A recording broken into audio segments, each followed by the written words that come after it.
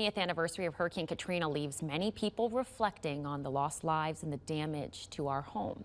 Health educator Dr. Griggs joining us this morning with some advice on how to process these emotions as we continue through hurricane season. And Dr. Griggs, we were just talking about this in the commercial break. It's just seemingly never ending, right? We got to talk about Katrina, but it hurts to talk about Katrina. Yeah, you know, a lot of us, I personally have taken it and put it in like a black chest and kicked it out to sea, and every year it comes back to the beach.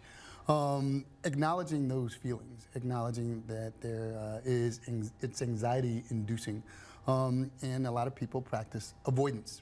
But you want to be careful with avoidance because you don't want to suppress it deep down, because it could turn into long-term health effects. Mm-hmm. And I think, you know, some people may resonate with that. 20 years is a long time to bury something so heavy down. So maybe maybe you're at home, you're listening to this, you're thinking, okay, that kind of sounds like me.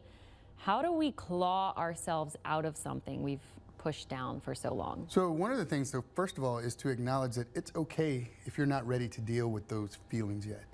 Lean on love. Lean on your loved ones, the people that you feel most comfortable talking or not talking with it about. The other thing is being able to read the room.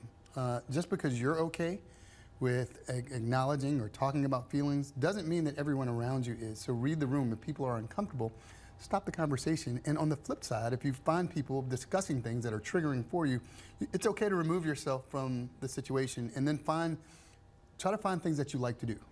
Going for a walk. Exercising, avoid doom scrolling, avoid the information overload or commemoration overload by turning off the television, staying away from the radio, and just doing something for you, pouring into yourself. 2 decades passed. I was over at the Hurricane Katrina commemorative breakfast in St. Bernard yesterday morning with my grandma, and she said, you know, I look around and it's the same people, everyone's just older. So here it's almost like in grief, you snap awake and like you have clarity of mind, and now you realize it's 2025 and it's been 20 years. Talk to me a little bit about the kind of scientific explanation. Why are we feeling that? Why are we feeling confused and like maybe yesterday felt like 2005 and now here we are? Well, here's the thing. You know, we talk a lot about the word resilience, and there's no button, there's no guide or table when survivorship turns into resilience. When you're in survivor mode, anytime there's a trauma, you're in survivor mode, which means your brain is dominated by cortisol. Cortisol simplifies your decision making, your fight or flight. And when you come out of that, then typically there is a moment of clarity, but it takes time and it takes a process. It's okay. 988 is a great number to call if you're having problems, and go into a healthcare provider if you need to. But it's a process, and it's different for everyone. The thing to do is, if you do have that moment of clarity, realizing that it is the same people in the room and there's hope that you've survived, and at some point you will move on. There's that analogy of grief being, you know, a big bubble in a room and there's buttons on the wall.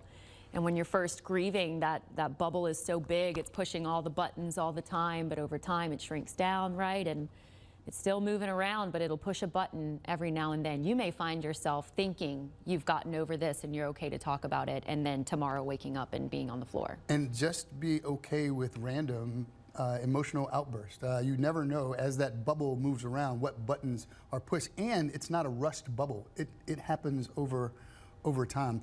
You may never be able to deal with it and avoid it, and that's okay. It might be in the middle of, we're talking now, and I could burst out in tears, and I have to allow myself, forgive myself, and allow myself to go through the full grieving process, understanding that I may never get over it. Mm-hmm. We're all in it together. It's our journey together to get where we are. Lean on the loved one, and if you want to kick that box back out to sea, just kick it out. It'll come back to the beach at some point. Eventually. Yeah. Exactly. Alrighty, thank you, Dr. Griggs.